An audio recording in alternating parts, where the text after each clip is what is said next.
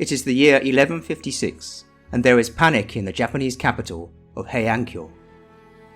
War is about to break out between two claimants to the imperial throne. Two emperors face each other across the Kamo River. To the west is Emperor Go-Shirakawa, supported by warlords of the Heike and Genji clans.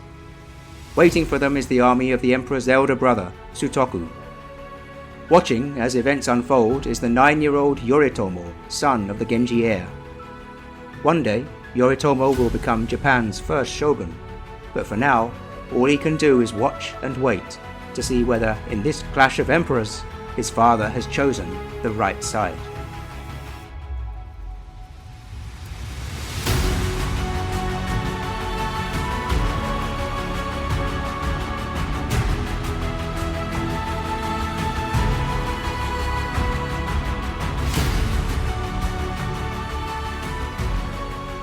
It is the hour of the tiger, 4 a.m., and the Genji and Heike leaders, Yoshitomo and Kiyomori, with more than 1,000 mounted samurai, are heading east toward the Kamo River.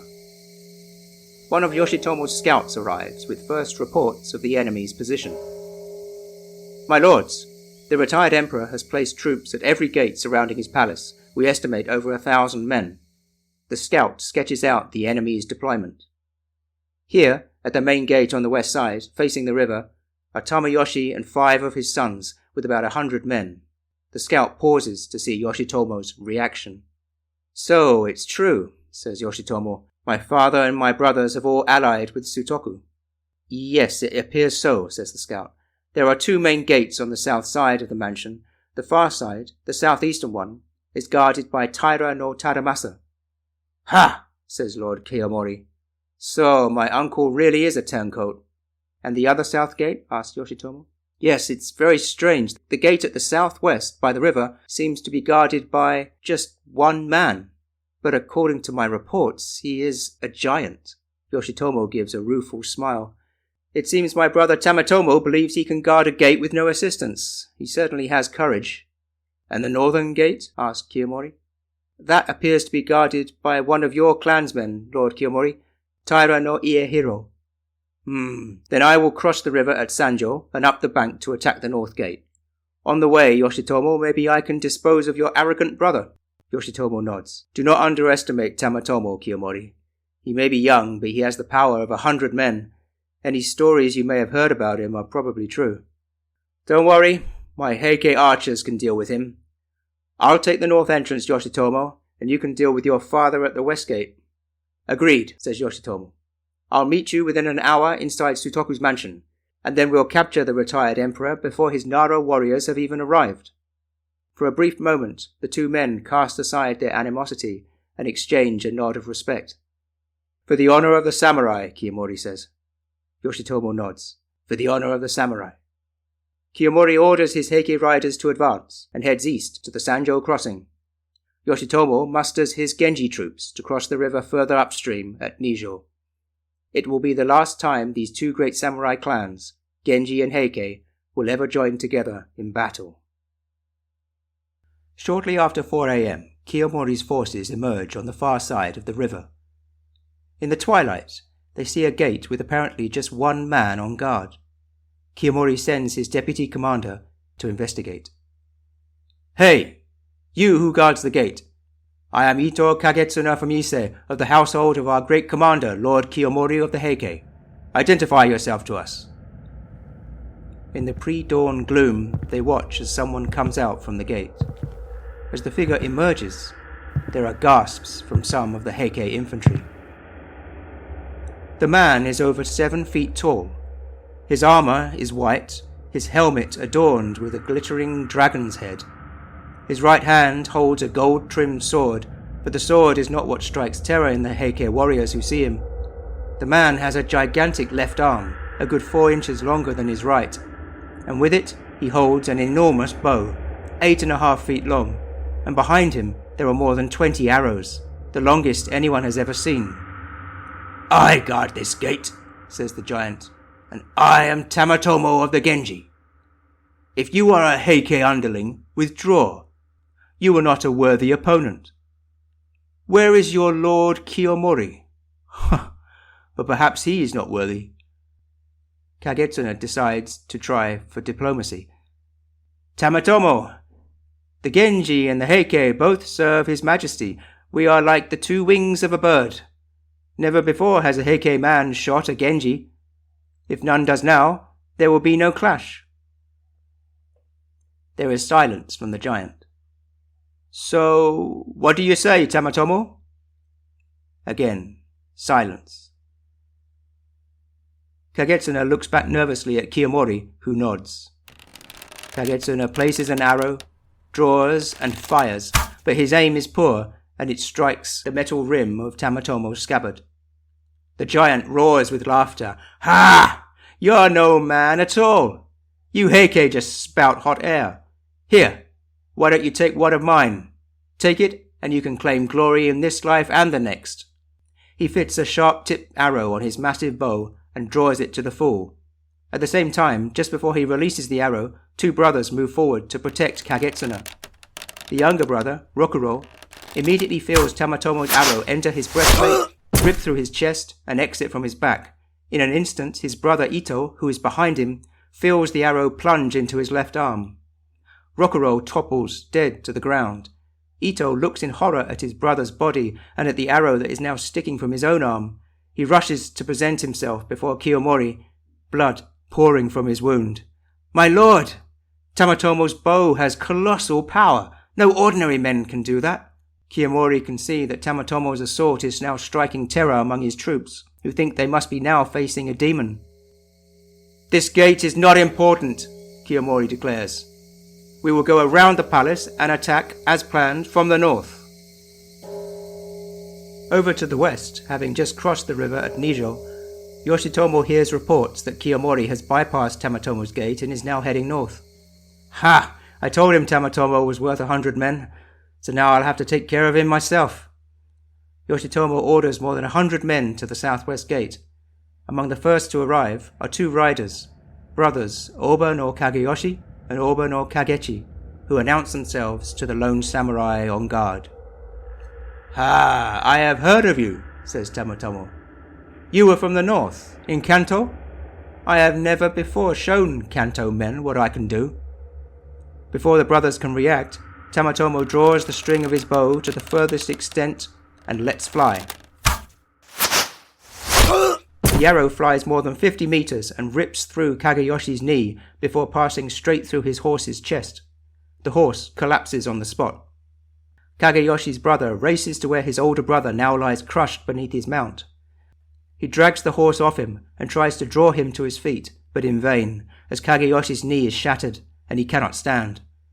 Kagechika slings his brother over his shoulder and carries him out to the riverbank.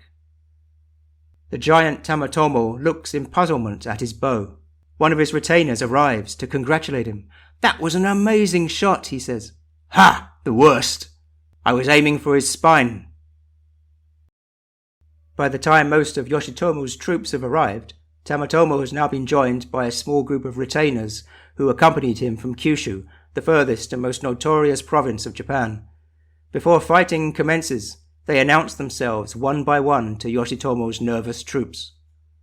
Each of Tamatomo's men has earned his own unique nickname, for among the 28 renegades are the defrocked monk Hawkeye Akushichi, the fighter Johachi Steelfist, Sudo the arrow deflector, the notorious Take-'em-alive Yoji Saburo, and the man-mountain known as Long Rock Kiheiji.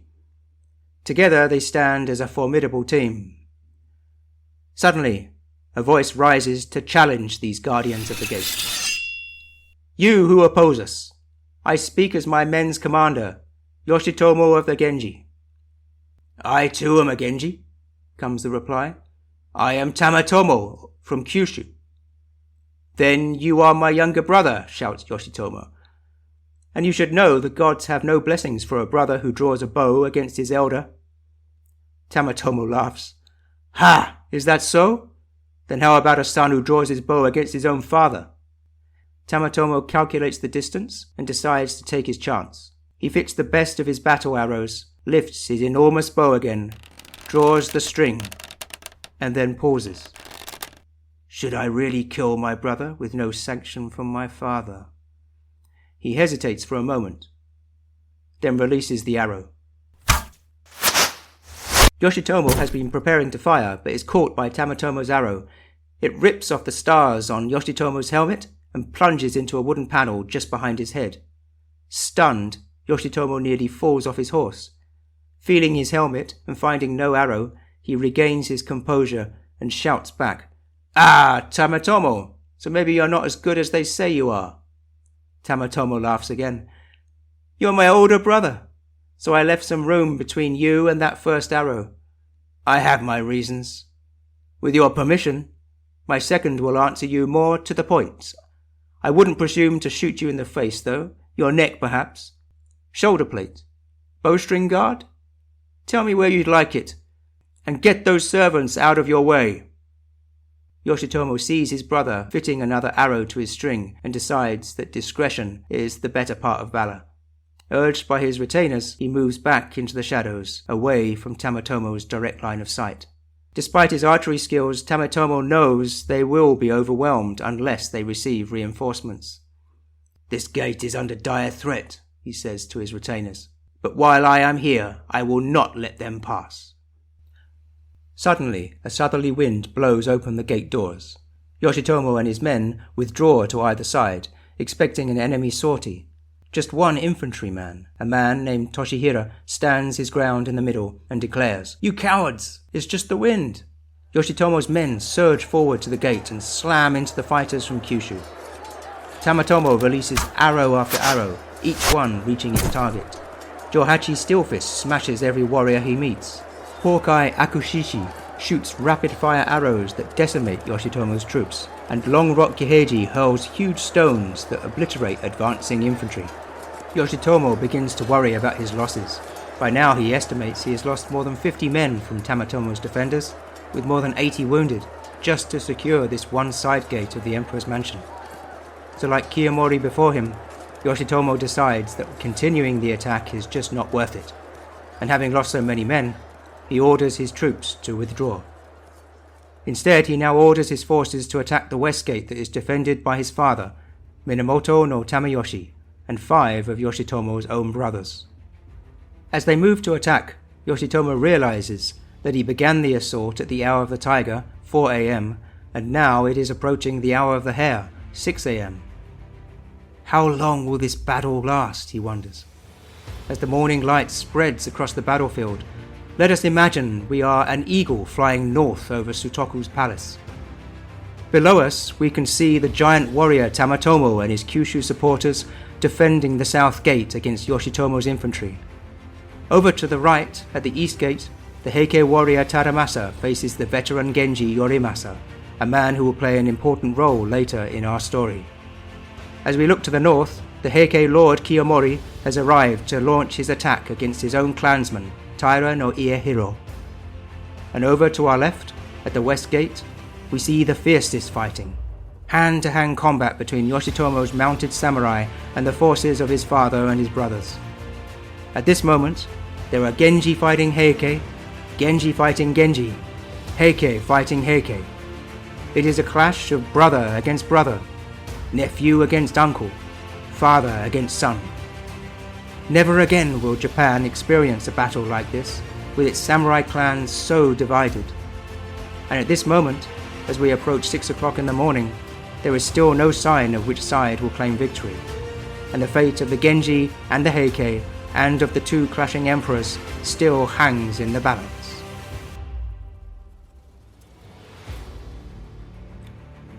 At the western gate, Yoshitomo's deputy, Masakio, urges him to force an end to the conflict.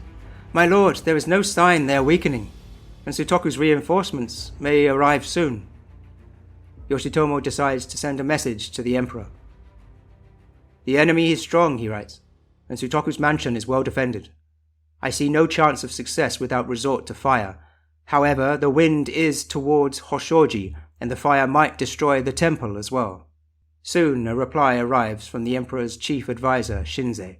"You are a fool, Yoshitomo. Hoshoji can be rebuilt in a day. There is no need to even inform the emperor. Press the attack and burn down Sutoku's mansion." Yoshitomo issues the order. Sutoku's mansion will be burned to the ground. In the early morning light, the people of Heiankyo see smoke and fire erupt from the east side of the Kamo River.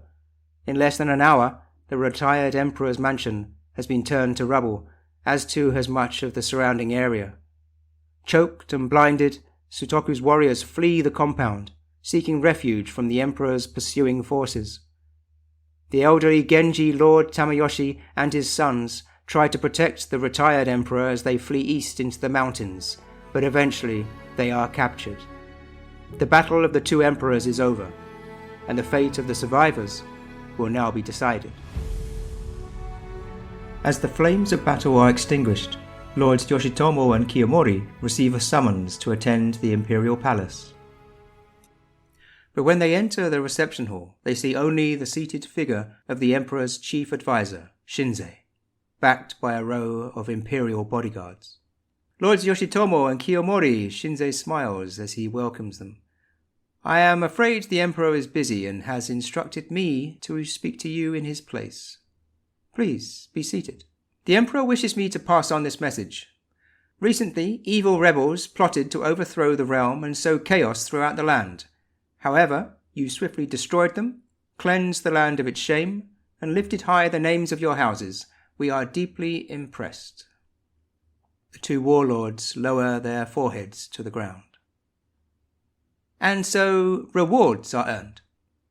For your deeds, Lord Kiyomori, you will be granted the governorship of Harima Province.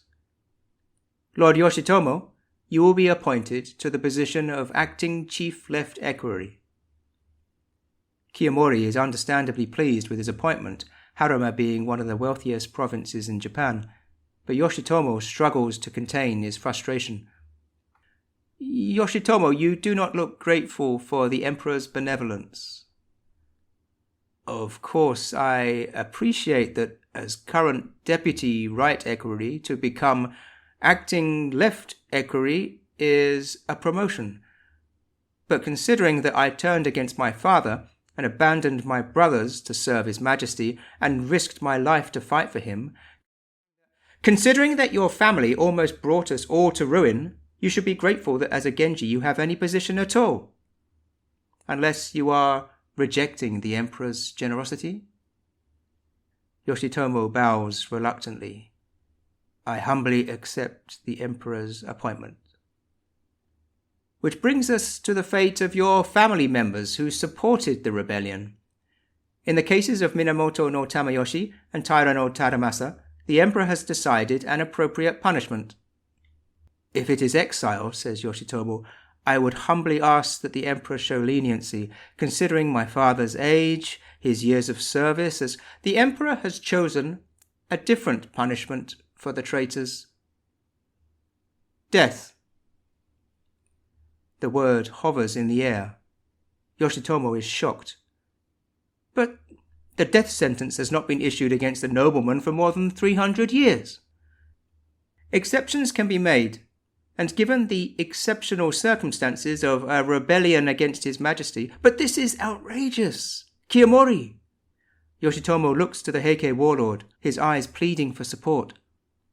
If it is the emperor's decree, says Kiyomori, I will exact the execution. But Kiyomori, it's your own uncle. Kiyomori continues to stare straight ahead, his eyes cold. Tadamasa knew what he was doing. He chose his fate when he rejected his clan. Kiyomori bows. I accept the court's decision. I am glad that Lord Kiyomori understands. You are free to leave. Kiyomori sweeps out of the hall without casting a glance at Yoshitomo, who seethes in anger.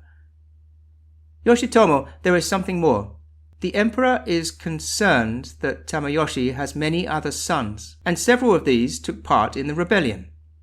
Some of my brothers did take part, and I am sure they regret. The emperor has chosen the same punishment for your brothers. Tamatomo, unfortunately, has escaped, but others have been caught, and you will oversee their execution. But Tamanaka, they were just following my father's orders. To execute his sons just for taking part in their father's uprising would be... No, Yoshitomo, you do not understand. You are to oversee the execution of all of your brothers. It takes several seconds for Yoshitomo to fully realize what Shinzei is saying. But my half-brothers? But they're just children. They are innocent. Naruteno is barely 7 years old. Shinzei nods. They are children now, but one day they will no longer be infants. Your family does have a history of producing powerful warriors, does it not? The Emperor does not want Genji offspring of Tameyoshi seeking vengeance in the future and threatening the stability of his realm. It is the Emperor's will. I will not do it. If you are rejecting the will of the Emperor, Yoshitomo, you are no better than your traitorous brothers. This is your wish, Shinzei, not the Emperor's. Shinzei leans so close that Yoshitomo can feel his breath. Do not cross me, Yoshitomo. All it would take is a few words in the ear of the Emperor, and I can have him extend the death sentence to you and your sons. Your son, Yoritomo, is just 9 years old, is he not? It would be a great shame to lose a son at such an age when he still has so much potential. But is that what you choose? Yoshitomo begins to rise, his hand closing on the hilt of Higekiri, but the Imperial Guards pull their weapons and close around Shinzei. I did warn you that after the battle the Genji would receive their just reward. You'll regret this, Shinzei. Shinzei rises to leave. I believe our business is at an end. One early morning, some days later, at the household of Tameyoshi, 4 boys reluctantly bid farewell to their mother as she prepares to visit a shrine in the south of Heiankyo. There she plans to pray for the well-being of her husband, the head of the Genji clan, who has not been seen since he left for battle several days ago. The children beg to accompany her, but she is concerned for their safety on the road, as nearly all the family's attendants have fled because of the fighting. Shortly after she leaves, the boys see a group of 50 mounted men approach the mansion. The eldest child, 13-year-old Otowaka, asks who they are. My name is Yoshimichi, and I have a message from your father, Tameyoshi. He says there may be another battle today in the capital. Lord Tameyoshi is in hiding on Mount Funaoka and instructs me to bring you to him there. Please, now, quickly, we do not have much time. Your mother will follow later. The boys are overjoyed at the thought of seeing their father again, and willingly get into the carriages the riders have brought. The riders urge their horses north up Horikawa Street, and then up the slopes to the summit of the hill known as Funaoka. It is one of the quietest places in the capital, and no one is around. There they set down the carriages, and the children step onto the grass. The youngest, Naruteno, looks around. Where is our father? Then they notice that Yoshimichi has tears in his eyes. Otowaka, the eldest child, begins to suspect all is not what it seems. Our father isn't here, is he? No, Yoshimichi shakes his head. I had to tell you that, otherwise you would not have come. Boys, your father is dead. He was executed at dawn today by order of the Emperor.